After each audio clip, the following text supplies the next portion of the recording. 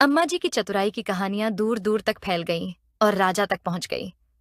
राजा ने उनकी बुद्धिमत्ता की परीक्षा लेने के लिए उनको दरबार में बुलाया और राजा ने अम्मा जी से कहा, मेरे एक प्रश्न का सही उत्तर देना।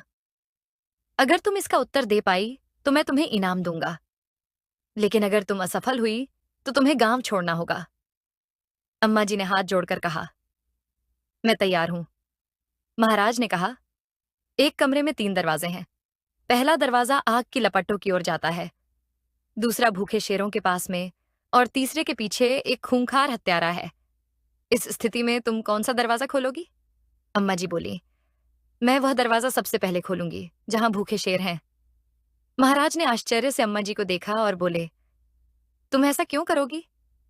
तब अम्मा जी ने कहा, महाराज, अगर शेर सच में भूखे हैं तो वे अब तक मर चुके होंगे। राजा हंस पड़ा और उनकी चतुराई से प्रसन्न होकर उसने अम्मा जी को एक गाय भेंट दी और कहा, मैं तुमसे बहुत प्रसन्न हूं। तुम सच में बहुत विद्वान महिला हो। अब कोई तुम्हारी बुद्धिमत्ता पर सवाल नहीं उठाएगा। चतुर अम्मा जी वर्षों तक गांव की समस्याओं को हल करती रहीं और ईमानदार की मदद करती रहीं।